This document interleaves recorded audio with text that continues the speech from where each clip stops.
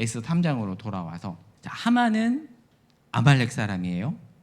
근데 지금 그 아말렉 후손, 아각 사람의 후손, 사울이 진멸하지 않아서 살아남았던, 근데 선조로부터 악감정이 있었겠죠. 베냐민 지파에 대한 악감정이 있었고 유다인에 대한 악감정이 있었는데 어쭈 모르드게가 절을 하지 않아서 안 그래도 화가 났는데 모르드게가 누구인 걸 알았던 거죠. 유다인이라는 것을 알게 된 거예요. 그래서 뿔따구가 나서, 자, 그래서 6절에 보면 이제 하만이 모르드게뿐만 아니라 모르드게의 모든 민족을 깡그리 진멸하려고 합니다. 원래는 사울이 아말렉을 진멸해야 되는데 온전히 진멸하지 못하자 시간이 흘러서 어떤 일이 벌어진 거죠? 아말렉의 후손이 유다인을 진멸하려고 하는 이런 일이 지금 에스더에서 발생을 한 겁니다. 자, 그렇게 지금 마음을 먹은 거예요. 큰일 난 거죠. 자, 이어서 7절에 보면 자, 이제 아하수에로 왕 제12년 첫째 달 1월, 유대력으로 1월이에요. 자, 계산을 해볼게요. 자, 연대로 잘 따져 볼게요. 자, 아하수에로 왕 통치 12년 자, 1월에 제비를 뽑습니다. 여기서 말하는 부르가 히브리어로 제비를 뜻해요. 제비. 그 당시에는 어떤 신의 뜻을 알기 위해서 이렇게 제비 뽑기, 주사위 돌리듯이 그렇게 했었거든요. 자, 7절을 볼게요. 아하수에로 왕 제12년 첫째 달 곧 니산월에 무리가 하만 앞에서 날과 달에 대하여 부르 곧 제비를 뽑아 12째 달 곧 아달월을 얻은지라. 무엇을 의미할까요? 그러니까 왕측이 12년 1월에 무엇을 위한 제비뽑기죠? 언제 유다인을 죽일지에 대한 제비뽑기예요. 언제 뽑을지 우리 뜻대로 할 수 없으니 신의 뜻에 맡겨야 되니 제비를 뽑는데 제비를 뽑았더니 언제로 나온 거죠? 12월로 나온 거예요. 자, 이것도 하나님의 섭리입니다. 하나님께서 기간을 준 거예요. 그런데 그거를 알아차리지 못했던 하만은 마냥 줘야겠죠. 물론 속상했겠죠. 바로 죽이고 싶었는데 한 1년 가까운 11개월 가까운 시간이 지금 생긴 겁니다. 자, 그리고 8절 하만이 아하수에로 왕에게 아뢰되 한 민족이 왕의 나라 각 지방 백성 중에 흩어져 거하는데 그 법률이 만민의 것과 달라서 왕의 법률을 지키지 아니하오니 용납하는 것이 왕에게 무익하니이다. 자, 8절에서 혹시 눈에 띄는 표현이 하나 있나요? 하만의 말 중에서 혹시 눈에 띄는 표현?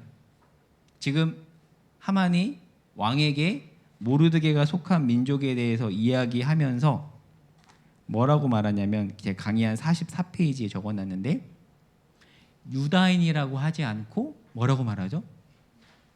한 민족이라고 말해요. 왜 그랬을까요?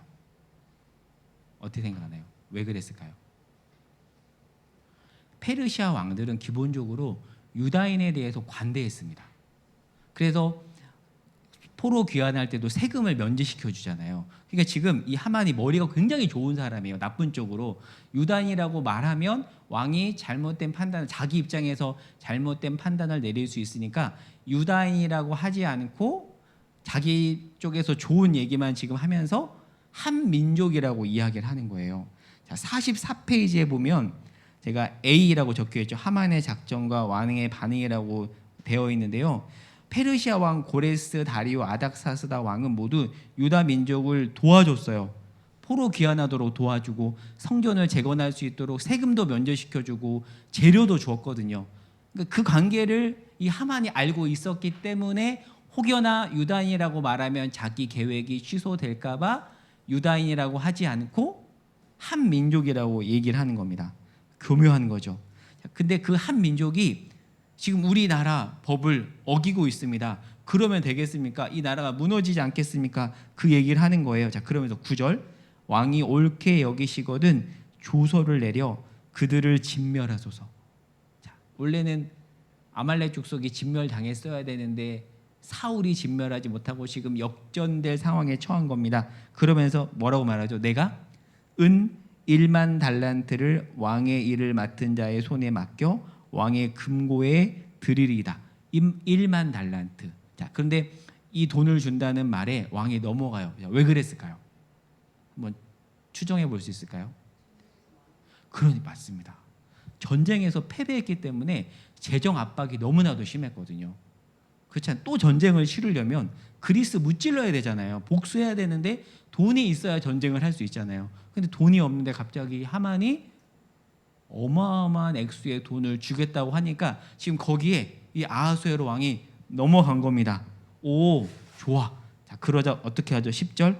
왕이 반지를 손에서 빼어 유다인의 대적 곧 아각 사람 함무다다의 아들 하만에게 주며 11절 이르되 그 은을 내게 주고 그 백성도 그리하노니 너희 소견에 좋을 대로 행하라. 오케이, 좋아.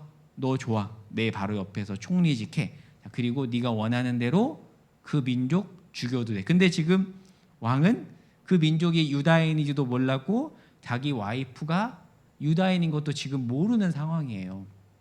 그래서 지금 이 일이 그렇게 뜻하지 않게 진행될 것처럼 보입니다. 자, 그리고 12절을 보겠습니다. 강의안과 같이 볼 텐데요. 자, 제가 강의안 45페이지 부분을 볼게요. 자, 네모박스 탈굼이라고요. 율법 해설서가 있습니다. 보통 우리가 아는 율법 해설서 익히 들어서 아는 해설서 중에 대표적인 게 탈무드입니다. 들어보셨죠? 탈무드는 구약 율법 상세 해설서예요. 그리고 미시나라는 것도요 율법 해설서이고 탈굼이라는 율법 해설서도 있는데 그 탈굼에 따르면 하만이 제비를 뽑아 멸절 날짜를 정할 때 유다인에게 하늘의 음성이 임하였다라는 그런 기록이 있습니다. 무엇을 의미할까요? 잠언 16장 33절 말씀 볼까요? 제비는 사람이 뽑으나 모든 일을 작정하기는 누구에게 있대요? 여호와께 있어요. 지금 제비를 뽑았죠.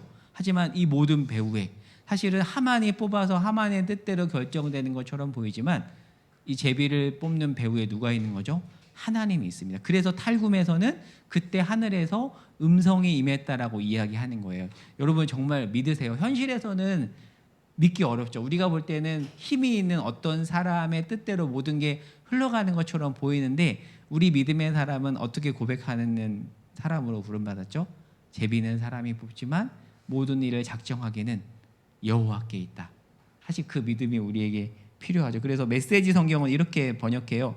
의견도 내고 투표도 하여라. 그러나 결정은 하나님께서 하신다. 사실 이게 에스더서의 메시지입니다. 하만의 뜻대로 모든 게 흘러가는 것처럼 보이나 모든 배후에 은밀하게 위대하게 역사하시는 하나님이 있다라고 말해주는 책이 에스더서인데 다시